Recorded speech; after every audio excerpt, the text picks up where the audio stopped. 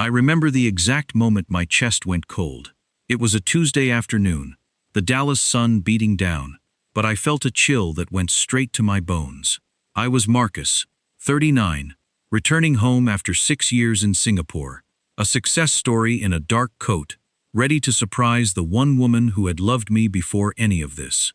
My mother. I'd imagined her face, the small brick house in Oak Cliff I'd bought for her gentle fussing in the kitchen. But the surprise was mine, and it was a punch to the gut. Traffic had stalled under an overpass near downtown. That's when I saw her.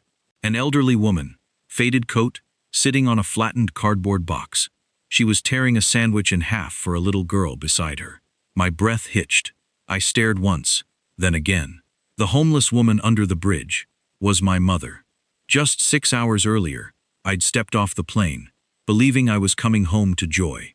The familiar dry Dallas air, the smell of hot pavement and coffee, it all felt like childhood. My driver, Aaron, took my bag. "Home, Mr. Hale?" he'd asked. I'd almost smiled. "Not home first," I'd said. "My mother's house." I wanted to see her face when I walked through the door. I hadn't told anyone I was coming. Not Rachel, my fiancée. Not my assistant. Especially not my mother, Eleanor. For years I'd told myself I was doing right by her. Every month I wired money. Mortgage payments, groceries, medical care, home repairs, extra cash for comfort. Rachel managed it all from Dallas. She was organized, polished, practical. She knew accounts, paperwork, appointments, insurance. Rachel had told me again and again that Eleanor was fine. "She's stubborn, but she's fine," Rachel would say during our calls. "You know how your mom is. She doesn't want to worry you." And I believed her, because I wanted to. Because believing meant I could keep working. The guilt was easier when the transfers went through on time. The car moved onto the highway. Dallas passed by in pieces. Glass towers, billboards, then older streets, narrow sidewalks, bus stops crowded with people with tired faces. Aaron slowed at a red light near a downtown outreach center. That's when I saw her. At first, just an old woman. Gray hair under a knitted cap, shoulders narrow inside a coat too large, a grocery bag beside her feet. Her hands trembled slightly as she unwrapped a sandwich. A little girl, maybe 8, sat beside her, with tangled brown hair and pink sneakers that looked too small. The child watched the sandwich like hunger had taught her patience. The old woman broke it in half, not the smaller half, the equal half. She gave it to the girl and brushed crumbs from the child's sleeve with a tenderness I knew before my mind caught up. "Aaron," I said, my voice hoarse. "Sir, pull over. Here, pull over now." I was out of the car before it fully stopped. A horn blared behind me. I didn't care. I crossed the sidewalk, my shoes striking the concrete too hard. The old woman looked down, trying not to be noticed. That was the first thing that hurt me. Not her coat, not the cardboard, not the plastic bag with what looked like all she had left. It was the way she made herself small. "Mom!" The woman froze. The little girl looked up first. Then Eleanor Hale slowly lifted her face. For a second, I saw the woman who had raised me. The woman who had worked double shifts at a hospital laundry. The woman who had packed my lunch when there was barely enough food for dinner. The woman who had told me to stand straight, even when life tried to bend him. But her cheeks were thinner now. Her lips were dry. Her eyes, still kind, carried a shame that did not belong there. "Marcus," she whispered. The sound broke me. I dropped to my knees in front of her, right there on the dirty pavement. "What happened?" My voice came out rough. "Mom, what happened to you?"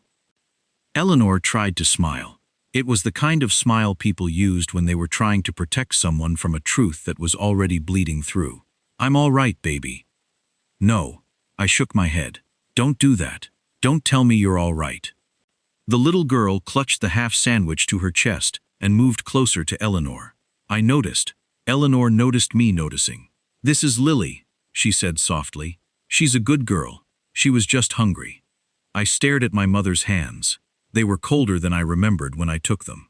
Rougher, too light in my palms. "Where are you living?" Eleanor looked away. "Mom," she swallowed. "There's a women's shelter on Harwood," she said. "Only temporary." The word temporary sat between us like a lie. No one had the strength to dress up. How long? Eleanor's eyes filled, but she did not let the tears fall. A little over a year. I felt the city tilt. A year. A full year. I had sent money every month, more than enough. I had paid for the house, the utilities, the doctor visits, the groceries. I had sent extra in winter, because Rachel said the heating system needed repair. Rachel. My stomach tightened. Where is the house? Eleanor shook her head quickly. Marcus, please. Not here. Not in front of the child. What happened to the house? Her silence answered before she did. Then Lily, small and nervous, looked up at me with wide eyes. Miss Eleanor said we can't go back there, the girl said. She said Rachel would be angry if we did. For a few seconds, nobody spoke. Cars rolled past.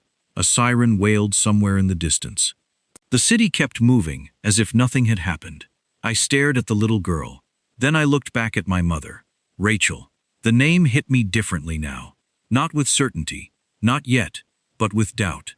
A sharp, uncomfortable doubt I could not push away. I helped Eleanor to her feet. The cardboard shifted beneath her shoes. You're coming with me, I said quietly. Marcus, no. My voice wasn't angry. That almost made it worse. You are not spending another night out here. Eleanor lowered her eyes. For a moment, she looked less like my mother, and more like someone who had spent a long time apologizing for taking up space. The sight hurt me. The shelter sat 3 blocks away. A brick building squeezed between an old church and a discount grocery store. I walked inside carrying my mother's plastic bag. Everything smelled faintly of laundry detergent and soup. The staff knew Eleanor by name. That alone told me more than I wanted to know. I sat with Eleanor in a small, quiet room. Lily was with a social worker, drawing. My mother still wouldn't meet my eyes. Mom, why didn't you tell me? She finally looked up, her eyes pleading. I didn't want you to worry. You were so far away, building your life. I sent money every month. Where did it go? She hesitated. It went to Kevin. Kevin Brooks, my mother's former neighbor, a man I vaguely remembered from my childhood. He'd always been a bit of a drifter, a charming schemer. Kevin? Why Kevin? He needed help, she whispered. He had problems. He promised he'd pay it back. He said he was managing things, helping with the house, with bills. Her voice trailed off. He said he was looking out for me. Marcus? He was so convincing. My mind raced. Rachel had been managing the accounts, the transfers. She was supposed to be the buffer, the protector. And Rachel? What did she say about all this? Eleanor looked down again. Rachel? She said Kevin was a good man at heart. She said he just needed a chance. She vouched for him. A cold knot formed in my stomach. Rachel, my fiancée, the woman I trusted with everything, the woman who had repeatedly assured me my mother was fine. I took Eleanor to a hotel that night. A clean room, a hot shower. She looked at the soft bed like it was a foreign object. Lily, after a lifetime of uncertainty, bounced on it, giggling. It was a small victory, but it felt enormous. The next morning, I confronted Rachel. I found her in her immaculate apartment, sipping coffee, looking as composed as ever. Marcus, you're back. Why didn't you tell me? Her smile was bright, but it didn't reach her eyes. Rachel, we need to talk. About my mother. About the house. About Kevin Brooks. Her smile faltered. Her posture stiffened. What about them? My mother is homeless. She's been living in a shelter for over a year, and she says the money I sent, the money you managed, went to Kevin, and that you vouched for him. Rachel's face went pale. That's not entirely true. Eleanor she's an old woman. She gets confused. Kevin did have some financial difficulties, and Eleanor, being Eleanor, wanted to help. I tried to warn her, Marcus, I really did. But you know how stubborn she is. Stubborn enough to lose her house? Stubborn enough to end up under a bridge? My voice was rising. And what about Lily? Who is that little girl my mother is protecting? Rachel sighed, a performance of weary patience. Lily is Kevin's daughter. Her mother, well, her mother isn't in the picture. Kevin was struggling to care for her. Eleanor took her in. She's always had a soft spot for Kevin, and for that child. So my mother, who you assured me was fine, was actually taking care of Kevin's daughter, while Kevin was taking my money, and she was losing her home? Rachel looked away. It's complicated, Marcus. Kevin, he had a gambling problem. He promised he was getting help. He promised he'd pay Eleanor back. I thought I was helping him get back on his feet, for Lily's sake. And the house? Where is the house I bought for my mother? Rachel's voice softened. The house wasn't sold. It was foreclosed upon. Kevin used it as collateral for some loans. He was desperate, Marcus. He said he'd lose everything, including Lily. My stomach dropped. Foreclosed, not sold. That meant someone had taken it another way. And whatever happened next wasn't just family betrayal anymore. It was beginning to look like a crime. Rachel walked toward a cabinet, opened a drawer, and removed a thick folder. Old documents, property papers, financial records. I immediately recognized some of the forms. Others were unfamiliar. She placed them on the table. I think you need a lawyer. I looked down. One document immediately caught my eye. A property transfer form. Another, and another. My chest tightened. Something was wrong. Very wrong. The signatures looked like Eleanor's, but the dates didn't make sense. Several papers had been signed after Eleanor had already entered the shelter. That shouldn't have been possible. I looked up slowly. What is this? Rachel looked defeated. Not angry, not defensive, just defeated. The house. The house. What? Rachel closed her eyes. The house wasn't sold. The words hit harder than I expected. Because for the first time, I realized something. If the house hadn't been sold, then somebody had taken it another way. And whatever happened next wasn't just family betrayal anymore. It was beginning to look like a crime. I looked back down at the documents. One line stood out immediately. A lender's name, a mortgage company, and beneath it, another signature. Not Eleanor Hale. Not Rachel. Kevin Brooks. The same man connected to the missing money. The same man connected to Lily. And now, somehow, connected to my mother's house.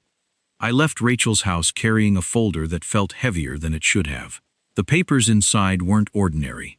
Mortgage documents, property records, loan agreements, nothing dramatic. Nothing that belonged in a movie. And yet those papers had pushed my 70-year-old mother into a shelter. That was the part I couldn't stop thinking about. Real damage rarely arrived looking dramatic. Sometimes it came as signatures on forms nobody fully understood. The next morning, I sat inside a law office in downtown Dallas. Attorney Daniel Reeves had spent nearly 30 years handling property disputes and elder financial abuse cases. He reviewed the documents slowly. No rushing, no assumptions, just facts. I appreciated that. Facts were becoming hard to find. After nearly 40 minutes, Daniel removed his glasses. This is worse than I expected. I felt my stomach tighten. How bad? Daniel tapped several pages. The house wasn't legally sold. I nodded. Rachel had already said that. But Daniel pointed toward a loan agreement. Someone used the property as collateral. I leaned forward. For a loan? Several loans. The room went quiet. Daniel continued. From what I'm seeing, Kevin Brooks gained authority over portions of the property through documents your mother signed. I frowned. My mother doesn't remember signing most of these. Daniel nodded. I believe that. I waited. Daniel carefully chose his words. Elderly people often sign paperwork presented by people they trust, especially if those people claim they're helping. I immediately thought about Rachel, about Eleanor, about trust. The simplest weapon in the world. Daniel opened another folder. What concerns me is timing. I looked down. Several signatures appeared during periods when Eleanor had already been struggling financially. Some were dated only weeks before she entered the shelter. Others were signed after utility shut-off notices had already begun arriving. Nothing looked right. Nothing looked normal. Daniel tapped one page. If these records are accurate, your mother was losing control of her property while believing she was protecting it. I closed my eyes briefly. That sentence hurt more than any accusation, because it sounded exactly like Eleanor. Trust first, question later. The same kindness that had helped people her entire life had made her vulnerable. What can we do? Daniel sat back. We start collecting everything. Everything. Bank records, medical records, property records, communications. I nodded. Then Daniel added something unexpected. And I want information about Kevin Brooks. The name again. Always the same name. Every road seemed to lead there. 3 hours later, I drove to the shelter. I found Eleanor sitting outside beneath a covered patio. Lily sat beside her doing homework. The little girl looked up and smiled. For a moment, the tension inside me eased. Just a little. Children had a strange way of doing that. I sat down. "Mom, we're going to get the house back." Eleanor looked at me, hope and fear warring in her eyes. "How?" "With a lawyer. He thinks Kevin manipulated you into signing things." Her face crumpled. "I just wanted to help him. He said he was going to lose Lily. He said he needed money for a new business, that it would make us all rich. Rachel said it was a good idea, that Kevin was turning his life around." The betrayal ran deeper than I thought. Rachel hadn't just vouched for Kevin, she'd actively encouraged my mother's vulnerability. The next few weeks were a blur of legal work. Daniel Reeves was relentless. He uncovered a web of fraudulent loans, forged signatures, and a pattern of financial abuse targeting Eleanor. Kevin Brooks was a professional con artist, and Rachel, knowingly or unknowingly, had been his accomplice. When the police finally arrested Kevin, he was found hiding in a cheap motel, his pockets empty. He confessed to everything, blaming a gambling addiction and a desperate need to provide for Lily. He even admitted to forging Eleanor's signature on several documents after she'd already moved into the shelter, with Rachel's knowledge. Rachel was arrested a few days later. Her defense was that she was manipulated by Kevin, that she truly believed he was trying to do good for Lily. But the evidence of her active participation in the fraud, her deliberate misdirection of my funds, and her encouragement of my mother's trust in Kevin was overwhelming. She pleaded guilty to lesser charges, agreeing to restitution and participation in a financial rehabilitation program. A month later, I received a letter from her. Short, simple, honest. She admitted that helping Kevin had gradually become choosing Kevin, then protecting Kevin, then lying for Kevin. By the time she realized how much damage had been done, she had already become part of it. She apologized to Eleanor.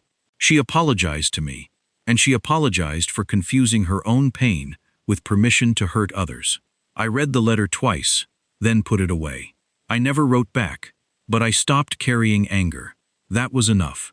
2 months later, the legal process ended. The house was returned. Not because of luck, not because of a miracle, but because records existed, because people spoke up, because a lawyer followed the facts, because Eleanor finally allowed herself to be helped. The day she stepped back onto the property, she stood quietly in the driveway. The little brick house looked smaller than I remembered. Fresh repairs had been completed. The porch had been restored. The windows had been replaced. But Eleanor wasn't looking at any of that. She was looking at the front door, the same door she had locked for the last time more than a year earlier. I handed her the key. Neither spoke. She opened the door slowly, then stepped inside. The house smelled faintly of paint and clean wood. Nothing special, just home. Eleanor stood in the living room for several seconds. Then she sat down and cried. Not because she had lost the house, not because she got it back, because she no longer had to keep surviving. I sat beside her and waited. Sometimes that was all people needed. Not solutions, not speeches, just someone willing to stay. 3 weeks later, another small miracle happened. Not the movie kind, the real kind. Lily got her own room. The walls were pale blue. The furniture came from donations, garage sales, and a few pieces I bought myself. Nothing expensive, nothing fancy. To Lily, it looked like a castle. She spent the first hour opening and closing the closet door, then sitting on the bed, then opening the closet again. I watched from the hallway. "Do you like it?" Lily looked at me as if the question made no sense. "It's mine." "Yes." She stared around the room. No shelter, no temporary placement, no waiting list, no packed bags by the door. Just hers. For the first time in a very long time, I saw certainty replace fear, and that was worth more than any business deal I had ever closed. Months passed. I began turning down international assignments. Not all of them, just enough. Enough to be present. Enough to eat dinner at the table. Enough to drive Lily to school sometimes. Enough to sit on the porch with my mother when the evenings cooled down. The change felt strange at first, then necessary. One afternoon, while helping repair a loose fence post, I looked across the yard. Eleanor was kneeling in the garden. Her hands were covered with soil. Rows of flowers stretched across the flower bed, new life growing where neglect had once taken root. Lily sat nearby, reading a library book aloud. Occasionally, she stumbled over a word. Eleanor always helped patiently, the same way she had helped me years ago. Watching them together, I finally understood something I should have learned much earlier. For 6 years, I thought I was protecting my mother. I sent money, paid bills, solved problems from a distance. But protection wasn't the same as presence. Love wasn't measured by account balances. It lived in ordinary moments: shared meals, doctor appointments, school pickups, conversations, time, the things money could support but never replace. One quiet Saturday morning, the house felt peaceful. Eleanor stood in the kitchen making tea. Sunlight spilled through the window. Outside, Lily was getting ready for school activities with friends. I tightened the last screw on the repaired fence and stepped back. For a moment, I simply looked around. The garden, the porch, the open front door, the people inside. No one was living under a bridge. No one was sleeping in a shelter. No one was waiting for someone to come rescue them. The rescue had already happened. Not all at once, not perfectly, but enough. Eleanor carried 2 cups of tea onto the porch. She handed one to me. Neither said much. They didn't need to. Some silences felt lonely. This one felt like home. And if this story made you think about someone you've been meaning to call, maybe don't wait too long. Sometimes the people we love aren't asking for money or grand gestures. Sometimes they just need to know we're still there.